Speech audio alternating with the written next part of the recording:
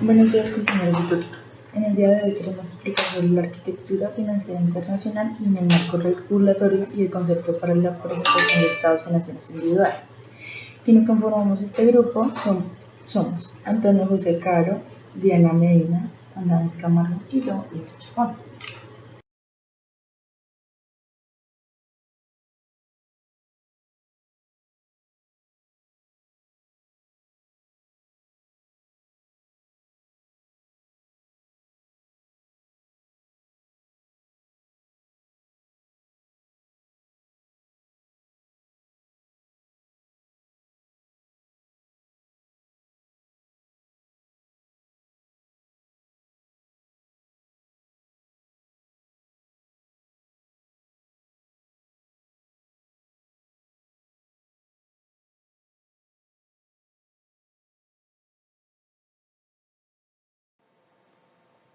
A continuación, vamos a explicarle el cuadro comparativo de los estados financieros básicos de las compañías del sector real y estatal. Escogimos del sector estatal el Archivo General de la Nación y del sector real escogimos a Coltejer.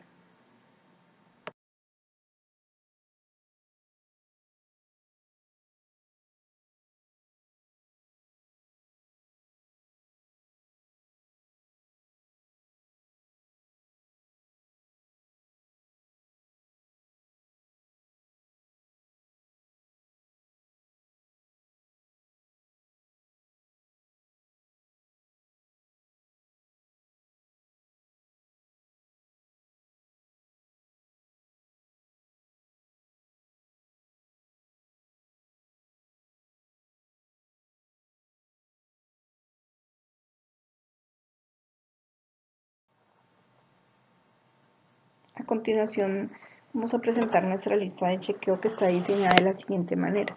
Empezamos con el concepto, empezamos con la similitud que hay entre ambos sectores y una observación por cada uno de ellos. El primer concepto es la coherencia de la presentación de los estados financieros. En ambos modelos, es decir, en ambos sectores, se presentan los estados financieros básicos en forma comparativa. En ambos sectores, las revelaciones hacen parte de los estados financieros básicos. En el sector privado, cuando se modifica la forma de presentación o la clasificación de las partidas de los estados financieros, los valores correspondientes a la información comparativa se deben reclasificar, se deben revelar según la naturaleza y el valor de cada partida y el motivo. El siguiente concepto es la materialidad y la agrupación de datos. En el sector estatal, la materialidad no es un criterio que condicione la estructuración y la presentación de los estados financieros básicos. Se reclasifica la partida del activo con base en la liquidez a solvencia y en los pasivos conforme al grado de exigibilidad. En el sector privado, cada partida que posee la suficiente materialidad se presenta por separado. El siguiente concepto es la compensación.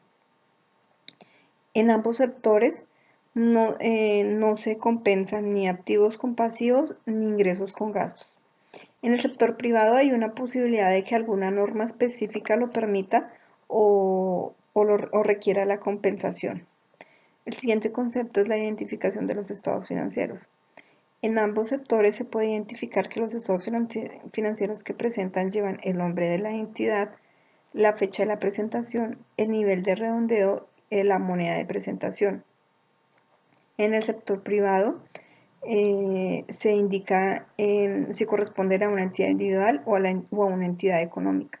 Como lo podemos observar aquí en la imagen, en la presentación de los estados financieros de Coltejer, ellos presentan aquí su casa matriz y a continuación relacionan de forma detallada la información de sus subsidiarias, que esto se presenta en el sector privado. Otro concepto es la clasificación de los pasivos como corrientes. En ambos sectores se clasifican en un activo corriente, se clasifica cuando se espera liquidar en un periodo no superior a un año. En el sector estatal no se contempla que la entidad no tenga un derecho incondicional para aplazar la cancelación del pasivo durante al menos los 12 meses siguientes a la fecha de presentación. El siguiente concepto es el periodo sobre el que se informa. Este hace referencia al periodo en que se informa. Siempre se indica que, pues si es anual, trimestral, mensual, que por lo general siempre es anual. Pero en el sector estatal señala expresamente que el periodo contable especificando los intervalos, o sea, es decir, en el sector estatal exigen que sean algunas partes que sea mensual, trimestral, semestral. En el sector privado se revela la razón para utilizar un periodo inferior o superior, que por lo general es anual. El siguiente concepto es la oportunidad en la presentación de la información. En ambos sectores se expresa que la información financiera es oportuna porque influye en la toma de decisiones por parte de los usuarios. En el sector estatal no define términos para la presentación de información al interior de cada entidad. Publican sus estados mensuales y son certificados. En el sector privado la oportunidad no se encuentra como parte integral. Se encuentra en un marco conceptual como una característica cualitativa de mejora. Otro concepto importante es la información a presentar en el estado de situación financiera. En ambos sectores podemos observar que en el balance general revelan la propiedad, planta y equipo, las propiedades de inversión, los activos intangibles, los activos financieros, las inversiones contabilizadas utilizando el método de participación, inventarios, cuentas por pagar, entre otros. En el sector estatal se presenta el balance general y en las notas las cuentas de orden, deudoras y acreedoras. También se debe presentar las cuentas, los saldos de las cuentas del activo y el pasivo para las entidades públicas que se encuentran en liquidación. En el sector privado se presentan líneas de partida adicional que contienen agrupaciones y subtotales y es relevante para la comprensión de la situación financiera de estas entidades. Otro concepto importante es la información a presentar en el estado de resultado integral. En ambos sectores se presentan ingresos, costos financieros, participación en el resultado de los asociados y negocios en conjunto, entre otros conceptos. En el sector estatal se presenta un estado de actividad financiera, económica, social y ambiental, que lo estamos viendo aquí en nuestra imagen. Este es el estado de actividad financiera, económica, social y ambiental del Archivo General de la Nación. En el sector privado, en los dos estados financieros, en el sector privado hay dos estados financieros, el estado del resultado del periodo y otros resultados integrales. Otro concepto importante es el estado de cambios en el patrimonio. En ambos sectores señalan que el estado de cambios en el patrimonio muestra los resultados del periodo de cada partida de ingresos y gastos del periodo que se reconocen directamente en el patrimonio. En el sector estatal no se presenta como un criterio la presentación de la información. En el sector privado, para cada componente del patrimonio se revela por separado los cambios resultantes del resultado del periodo, del otro resultado integral y las transacciones con los propietarios. La estructura de las notas a los estados financieros.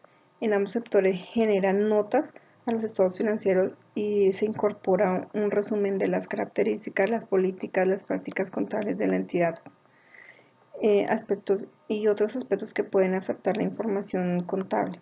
En el sector privado, las revelaciones de la información adicional ayudan a los usuarios de los estados financieros en la evaluación de los objetivos, las políticas y los procesos que aplican la entidad para gestionar el capital. Estado de situación financiera. El estado de situación financiera, también llamado balance general, es el medio que la contabilidad ha utilizado para mostrar el efecto acumulado de las operaciones que se han efectuado en el pasado.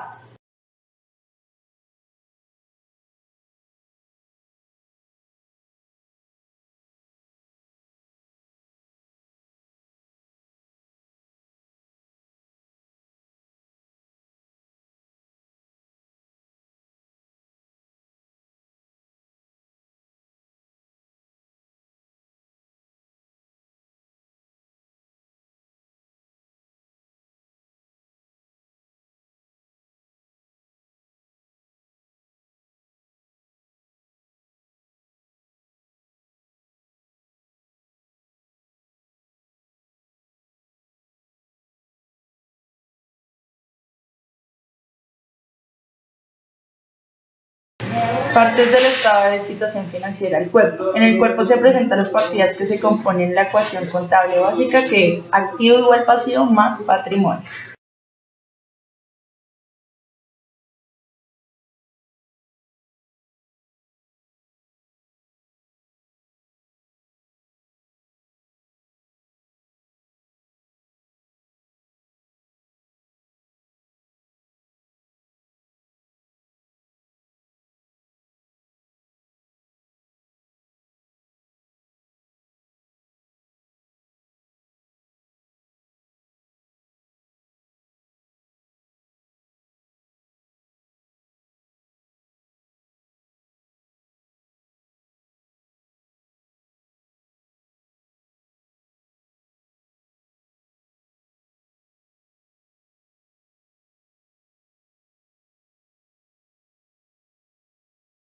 Información presentada en nuestro estado de situación financiera.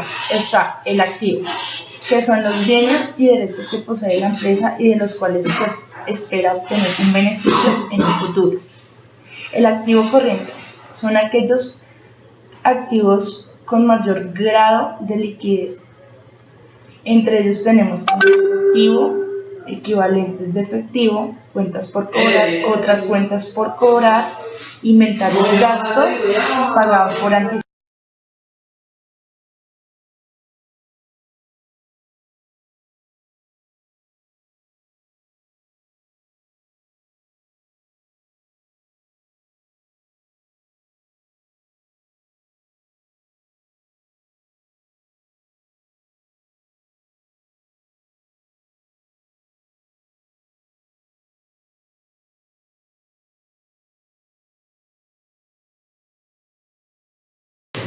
En estos nuevos estados financieros, a la actualidad de hoy, nos presentan las NIC 1, donde es una entidad que clasificará un activo como corriente cuando espera realizar el activo o tiene la intención de venderlo o consumirlo en su ciclo normal de operación. Mantiene el activo principalmente con fines de negociación. Espera realizar el activo dentro de los 12 meses siguientes después del periodo sobre el que se informa, o el activo es un efectivo equivalente al efectivo como se define en la NIC 7, a menos que éste se encuentre restringido y no pueda ser intercambiado ni utilizado para cancelar un pasivo por un ejercicio mínimo de 12 meses después del ejercicio sobre el que se informa.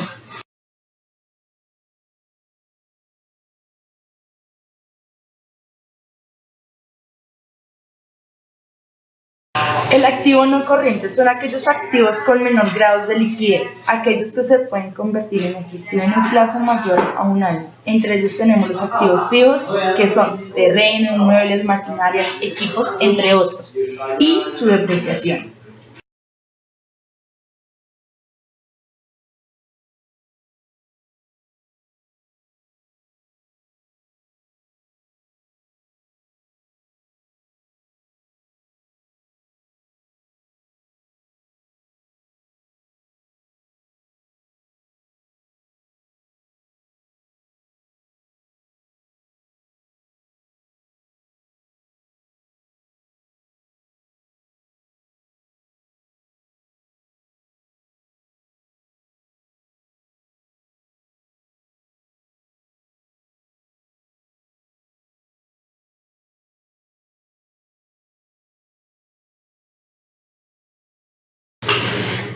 Los pasivos son las obligaciones que tiene la empresa para con terceros, excepto los dueños. Se clasifican según el plazo en el cual se tiene que honrar dicha obligación y se dividen en pasivo corriente y pasivo no corriente. ¿Qué es el pasivo corriente? Son aquellas deudas que deben honrarse en corto, un año como máximo. Se tiene como proveedores, bancos, empleados, estados, entre otros.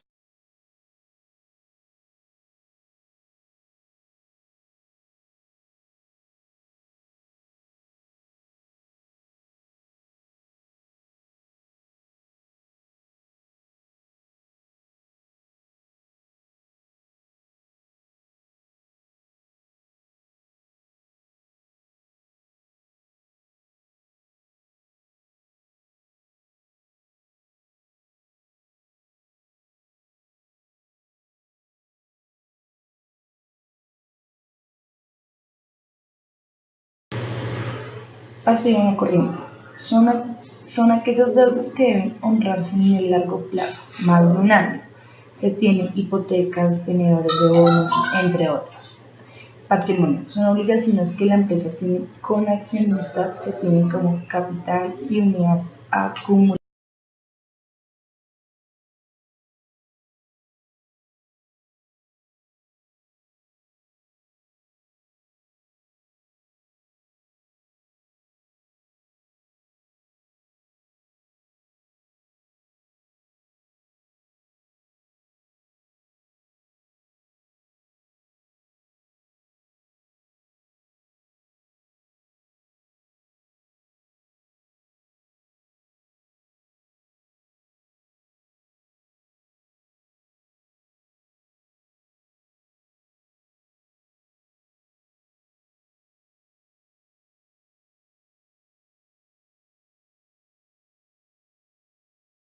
En el balance general encontramos el activo igual patrimonio, pasivo igual deuda, donde encontramos los activos corrientes, los activos fijos, activos diferidos, donde encontramos el pasivo corriente y el pasivo no corriente.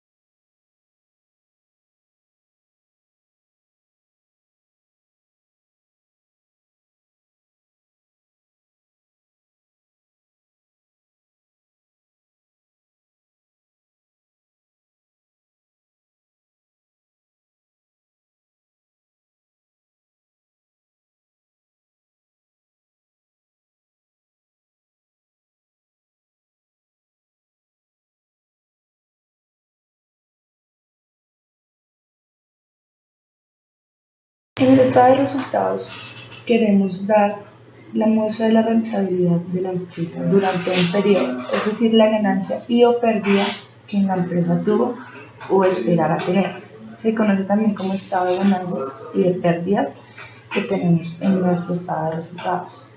Se presentan los resultados de la operación de negocios realizadas durante un periodo, mostrando los ingresos generados por ventas y los gastos en los que haya incurrido nuestra empresa.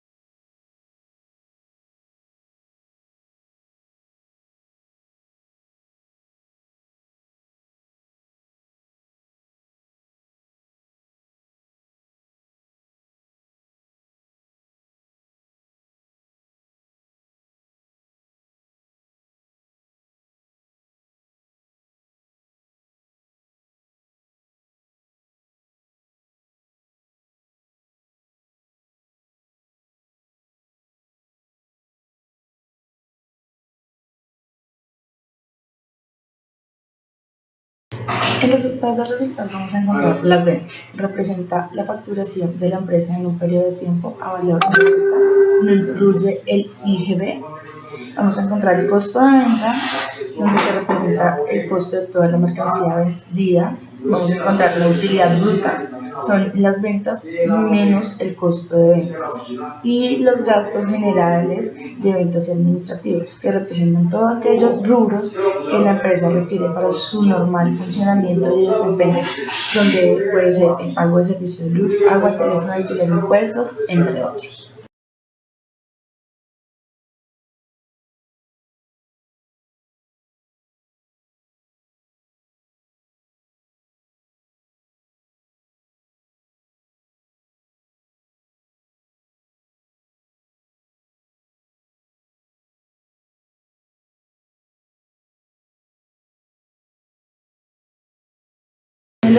También en el estado de resultados vamos a encontrar la utilidad de operación, que es la utilidad operativa menos los gastos generales de venta y administrativos.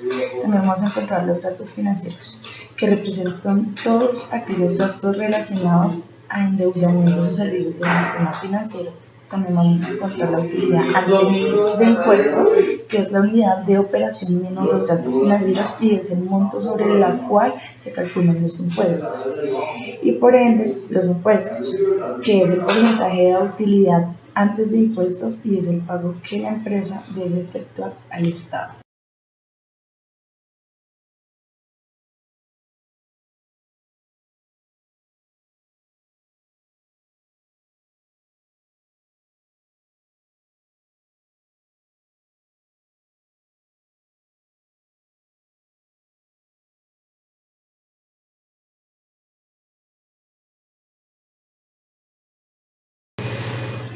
Por último, vamos a encontrar la utilidad neta, es la utilidad de impuestos menos los impuestos y es el sobre la cual se calculan los dividendos. Los dividendos son los que representan la distribución de la utilidad entre los accionistas y propietarios de la empresa. La utilidad obtenida es la utilidad neta menos los dividendos pagados a un accionista, los cuales se representan como utilidades retenidas para la empresa, las cuales luego pueden ser capacitadas.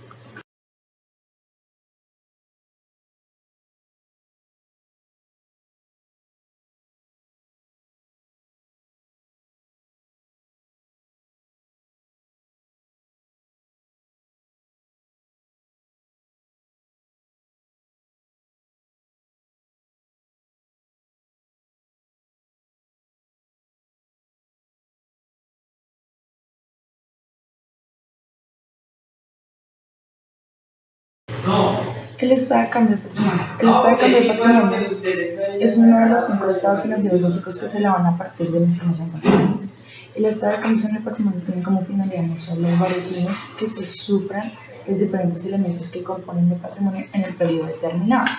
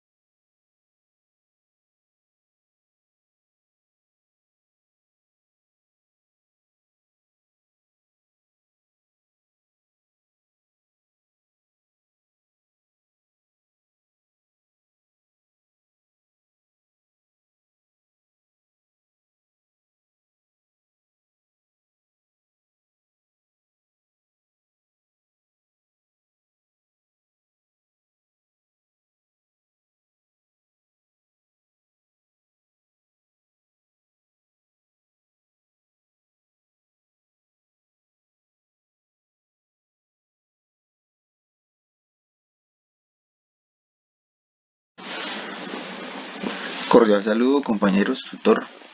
A continuación vamos a presentar los casos presentados en el taller de las normas internacionales. Empezar por la IAS 8, el cual nos presenta 3 casos. El primero nos dice que el cambio del método LIFO a FIFO, entonces nos dice que en consecuencia la entidad deberá ajustar todos los montos comparativos presentados en los estados financieros afectados por el cambio en la política contable. Entonces, en la respuesta, la entidad ajustará los saldos iniciales de cada componente, afectando el patrimonio para el periodo más antiguo, revelando información sobre los montos comparativos para cada periodo anteriormente presentado. El caso 2 tiene 2 preguntas, A y B. Entonces, la A nos dice que la empresa ABC Limitada tenía anteriormente una política de cálculo de la depreciación del equipo mediante el método línea recta al 10%. Sin embargo, a luz de las pérdidas significativas, decidió cambiar al de balance reductor al 20%.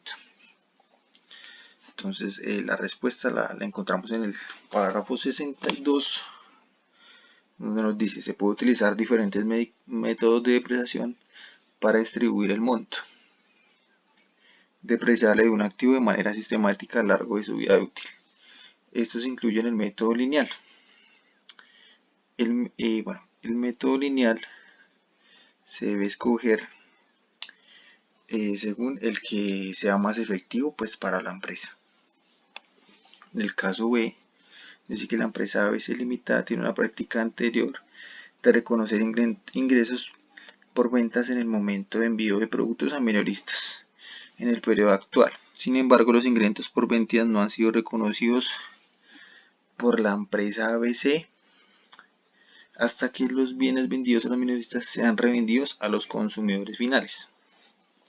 Entonces, en la respuesta pusimos que el reconocimiento es el proceso de incorporación en los estados financieros de una partida que cumple con la definición de un activo, pasivo o un ingreso o gasto también. Bueno, pasamos a la IAS 20.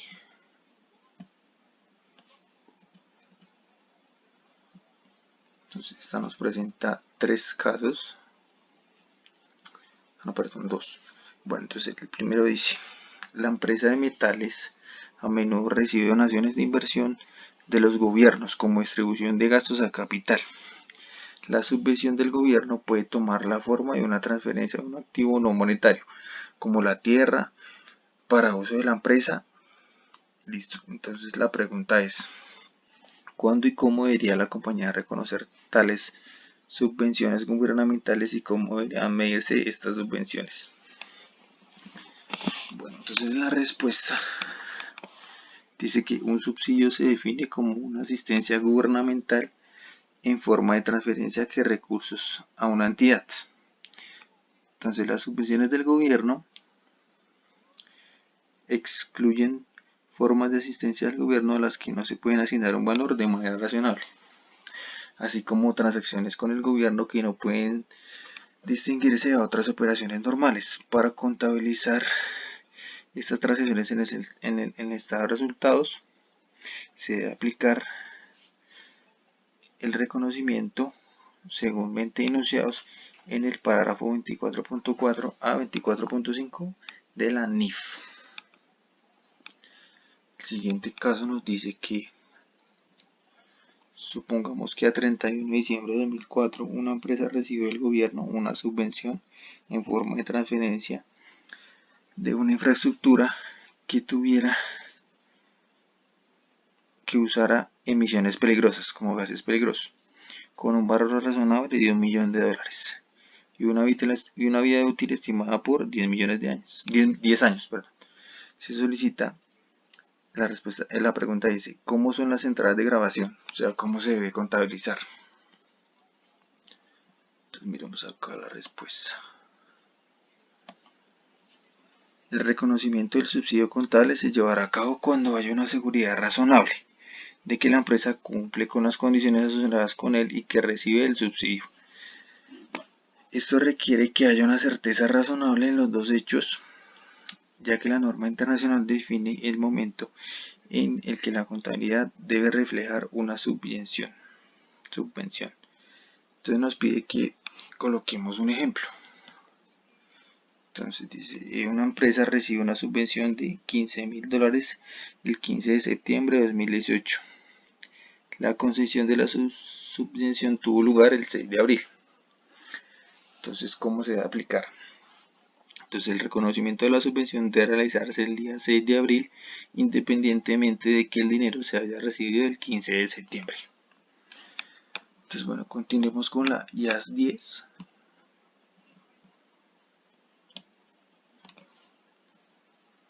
Esta nos presenta 3 casos. Entonces, la liquidación de los litigios contra la entidad después de la fecha de presentación de informes. Con respecto a los eventos que ocurren antes del final del periodo de presentación de informes, puede proporcionar evidencia de la existencia y el monto del pasivo en la fecha. Entonces nos dice la respuesta. De acuerdo al párrafo 9 de la NIC 10, la compañía debe ajustar los estados financieros reconociendo la deuda potencial por el valor del litigio con una provisión o ajustando la provisión reconocida anteriormente. Segundo caso nos dice, la declaración de quiebra por una cuenta por cobrar pendiente a largo plazo después de la fecha de presentación de informes puede proporcionar evidencia de que la cuenta por cobrar se deterioró en la fecha de presentación de informes. El deterioro puede ser reconocido en los estados financieros reduciendo el importe de la cuenta por cobrar a su importe recuperable si lo hubiera. Entonces la respuesta es, inicialmente el valor más bajo se reconoce como una pérdida del importe recuperable y el valor en libros, pero cuando esta situación se restaura, el deterioro debe revertirse hasta su valor registrado inicialmente. El tercer caso nos dice, la detección de fraude o errores después del periodo de reporte puede indicar que los estados financieros están mal expresados.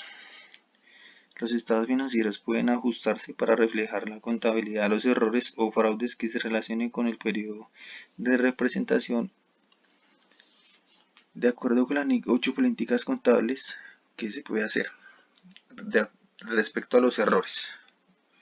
Entonces miremos acá la respuesta.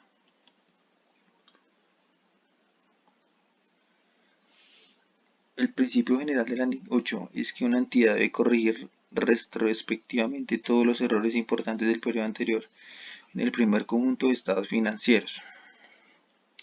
Entonces dice, reexpresar los montos comparativos para los periodos anteriores presentados en los cuales ocurrió el error. Si el error ocurrió antes del primer periodo anteriormente presentado, representando los saldos y la apertura de los activos.